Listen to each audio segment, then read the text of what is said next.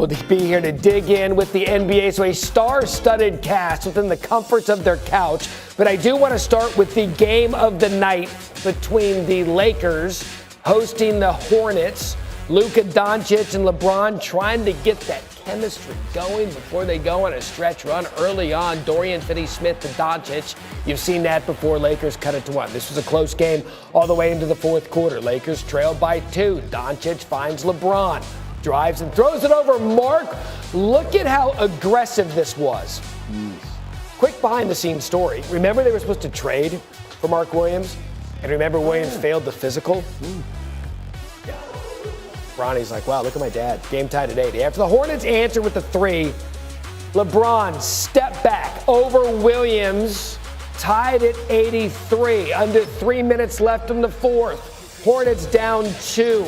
Look at LaMelo just make Luka look like a noon game at the Y. Just crosses him over, ties it at 90 again. Now Lakers down 1. Rui Hachimura with the miss. Luka down low, bucket, board. 14 points, 11 rebounds, 8 assists. Lakers take a lead by 1. Under 20 seconds to play now. Melo. Oh, that is so good. Charlotte up 4. So 12 seconds left. Lakers need to get a bucket to stay in this one. Guess who? LeBron. Lakers down 1. Here's the sequence. 6 seconds left in the game. Hornets up 3. Redick drawing up a ball play. Will it be Luka or LeBron? Answer 1, LeBron. Miss. Rebound. Answer 2, also LeBron. Also a miss. Hornets hang on to win this one. 100-97. So you saw there LeBron missed a pair of game-tying three-point attempts. That makes him 1 for 29. Just 3.4% on potential game-tying or go-ahead field goal attempts in the final 5 seconds of the fourth quarter or overtime since joining the Lakers back in 2018-2019. Here's LeBron and Luka postgame talking about that final play. What's it like to be the guy inbounding the ball versus the guy taking the shot?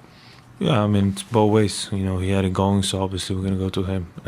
I think it go both ways. So one time it's going to be him, one time me. So I think it depends how the games go.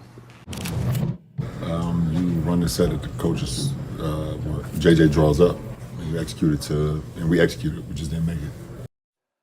All right, Wendy and Shams here to break down all things Lakers and NBA. And I think Wendy, at some point, all of us, because of what happened with the trade, are waiting for Luka to be the guy to take the final shot of a game. Last night it wasn't. It was LeBron. Surprised or not surprised? Not at all. In fact, I don't think this was much of a decision for J.J. Redick. Luka Doncic just doesn't have his legs under him right now. He was 1 of 9 shooting threes in this game. He's 5 of 24 on 3 since he came to the Lakers. LeBron, as we just saw, had hit a couple of threes down the stretch. It generated a very good open look. In fact, Charlotte's defense on the play was terrible. They haven't even been in this situation that many times this year. I don't even know. They probably should have fouled. But I understand why the question is there. The bigger thing is how Luka is going to get better integrated. His conditioning is still an issue. He was in foul trouble. They were targeting him defensively down the stretch to the point where J.J. Redick actually had to take Luka off the court defensively in some possessions down at the end of the game. That's the bigger challenge. The overall about this game was that the Lakers only scored 97 points. Yeah. Their offense is really not functioning. They're playing my turn, you turn. With LeBron and Austin Reeves and Luka, which is not a surprise, but a very bad loss, arguably the worst loss of the season for the Lakers, forgetting about who took the last shot. Lakers just 1-2 with Luka in the lineup since the trade. And Shams, going off of that, we talked about it with Luka. He hasn't played a lot of basketball since Christmas. We know that. Wendy just said a moment ago, doesn't appear to have his basketball legs under him just yet. We had the All-Star break. So how far away is Luka from being 100%? Matt, Luka Doncic obviously is still working himself into basketball shape. And let's remember that he's played 3 games since Christmas, and that calf injury, which had become worrisome in the eyes of the Mavericks, that calf injury had sidelined him for the most significant point of his entire career. And so he's rehabbed it. Obviously, he's back on the floor now, and I think we're going to see gradual steps. But you think about in Dallas, the offense, everything was really tailor-made for him. He had the ball in his hands a lot. His usage rate is down from upwards of 36% over the last several seasons to about 32% with the Lakers. And so it's going to take him some time. And I think what I've kept hearing around Luka Doncic over the last couple weeks is the word shell-shocked. And just that's been the vibe around him ever since the trade. And I think once he gets a rhythm, a routine, and gets his legs under him and gets into basketball shape, I think that's when we'll see Luka Doncic perform the way we're accustomed to. And that kind of begs the question, Wendy, how long is that going to take? How long is that rhythm going to take? What do you need to see from them going forward? Because this was a move, I know, big picture, win in the long term with Luka Doncic, but LeBron only has so many miles left in that tank, and so you're hoping that this duo can put it together at some point here in the near future to go on a run. Well, I don't think they need to share. I think Luka needs to take over and be the Luka from Dallas. That's who he's going to be. And we keep saying LeBron, but this is also about Austin Reeves. Austin Reeves was a driving force for this team. You know, the 5 games in a row that they won before Luka joined the lineup, Reeves was averaging 26 points. In the 3 games since, he's averaging 15. He got ejected from this game last night, which was a big factor in this game. So, but I think they need to get Luka back to the guy he is. His point totals are way down, and it may be Tuesday against the Mavericks. That game in LA on Tuesday, that may get Luka going. I almost think like it can't get here fast enough. Yeah, you playing against his former team. He's definitely going to have some emotion in that one, but you just wonder, when is he going to take that next step for the player that we saw lead the Mavericks to the NBA Finals last year? Gentlemen, I really appreciate it. If it wasn't for you, I'd be here all to my lonesome. True. So thank you for being a good friend. We'll buy Girl Scout cookies together. Share them during the break. Game of the night. Lakers, Hornets, so much to get to in this hour of Get Up. And what a game it was from the standpoint of it went down to the end. Probably not the greatest game if you're a Lakers fan, hoping to see that magic between LeBron and Luka develop. Lakers trail 77-73. Luka, got it to 1 out of the 4th. 2-point game. Doncic finds LeBron. Smart move. Takes it. Poster over Mark Williams. Now, why is this a story? Well, 1, because it's a good dunk. 2, the Lakers tried to trade for Mark Williams. He went in, failed his physical. He turned left and coughed, and it wasn't good enough. Game tied at 80. Lakers down 3. LeBron, step back. Tied at 83. Under 3 left in the 4th. Hornets down 2. Watch what Melo does to Luka. No. Finds Williams, ties it again at 90 apiece. Lakers down 1, getting good, just over a minute remaining. Rory Hachimura misses. Luka underneath gets the rebound in the bucket. 14 points, 11 rebounds, 8 assists. Lakers take a 1-point lead. Under 20 seconds to play now.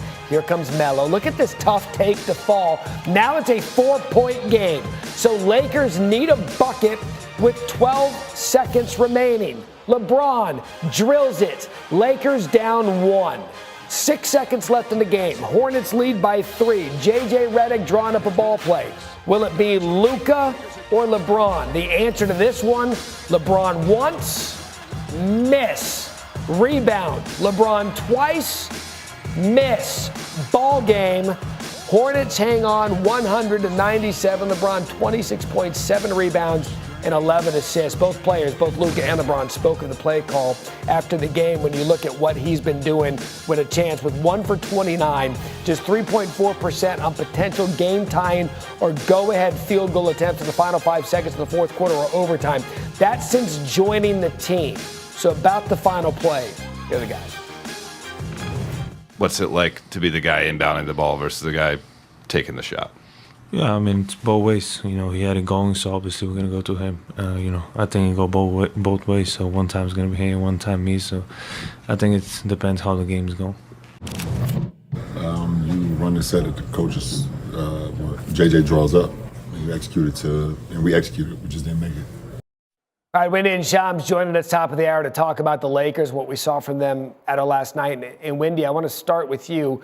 Again, we're used to seeing Luka take game-winning shots. He's done so with his career at Dallas. He did not get the opportunity last night. It was LeBron. Your thoughts on that decision? Yeah, I think it was a fair question by our Dave McMenamin to Luka, but this is really an easy answer. There's no way J.J. Redick could have drawn up that play for Luka the way he is right now. He was not good in this game. Doesn't look like he has his legs at all. He's 1 of 9 on threes in the game. He's 5 of 24 on threes since he's been a Laker. LeBron is hot in the fourth quarter, has good energy. They draw a play up that creates an open look. It's kind of a no-brainer. To me, their bigger issue with the Lakers is how to get their offense going. This team was in a great rhythm before the Doncic trade. We know that it's going to take a while to integrate them. Right now, LeBron James, Austin Reeves, and Luka are all playing my turn, your turn. That's totally expected, but something that they've got to address much more than who gets the last second shot. Yeah, we talk about the basketball that Luka hasn't played since Christmas, just a handful of games, Sham, and you're looking at him, you heard Wendy say it there a second ago, doesn't really have his legs there, still coming back from an injury. So how far away is he from being 100% the Luka we're accustomed to? Matt, Luka Doncic is still working himself back into basketball shape. This is an injury. He missed a month and a half, the longest stretch of his career. He's played 3 games since Christmas Day. And that calf specifically, he's had multiple calf injuries this season. That's been a worrisome issue. That had been a worrisome issue for the Dallas Mavericks prior to the trade, from my understanding. And so now he is finding his legs, like Brian put it. And this is also a new environment for him with the Lakers. He's used to having the ball in his hands, having the offense tailor-made around him. 36% usage rating over the last several seasons, plus in Dallas. Now with the Lakers, his usage rating has been around 31, 32%. Last night, 31%. So slight decrease in his usage. And what I keep hearing around Luka Doncic over the last couple weeks is just the term shell shock. And that's really been his frame of mind since the trade. And of course, as you get repetition, as you get a rhythm, as you get accustomed to playing in Los Angeles, he's got a lot of familiar faces there too. JJ Redick, his coach, that's someone he's very close with. Dorian Finney-Smith, another guy that he has a very close bond with. So the familiar faces will help, but this is still someone that's trying to find his mojo, trying to find his swag in LA. Yeah, to that end, in Dallas, he thought he was going to be the cornerstone of that franchise for his entire career. And then out of nowhere, you're shipping from Texas to Los Angeles, which, by the way, is nowhere near the same kind of living environment. So all of that factored in, the Lakers got through kind of the soft part of their schedule, Wendy. So now what do you need to see from them going forward? They got a big matchup with Denver on Saturday. They got to start figuring this thing out pretty quickly. They got a tough game tonight in the second night of a back-to-back in Portland. Portland's won 6 straight home games, so that's not a gimme either. And their schedule is toughening up. When you watch them play right now, Luka is doing a lot of standing around. You know, when he's been at his best, the ball is in his hand and he's creating. He's putting up decent assist and rebound numbers, but his shooting numbers have totally plunged. His scoring has plunged. He's averaging 15 points a game. This is a guy that averaged 34 last year. And when you watch them play, you can tell he doesn't have a comfort in that offense. He doesn't exactly have any sort of two-man game working with LeBron. JJ Redick had this team in a good place, and he had to rip it all up to shreds and redo it. So it's just going to take time. I know there's a lot of excitement around the team. Tuesday against Dallas, when they come into LA, it's going to be a fascinating moment, but you really can't give a fair evaluation of this team right now.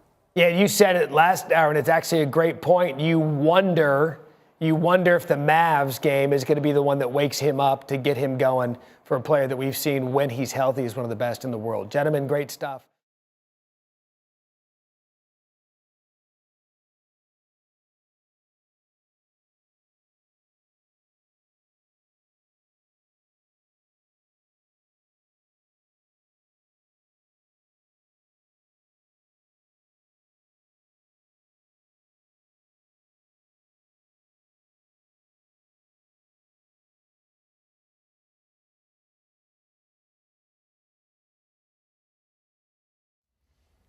How's it going, everybody? Villa Sports Network here. Just want to thank you guys for your support on the channel. Thank you guys for watching the video. Hope you all enjoyed it. Also want to kind of remind you to don't forget to leave a like on the video, subscribe to the channel, and leave a comment on the video if you like as well. But regardless of the fact, thank you again for your support, and hope to see you on the next video.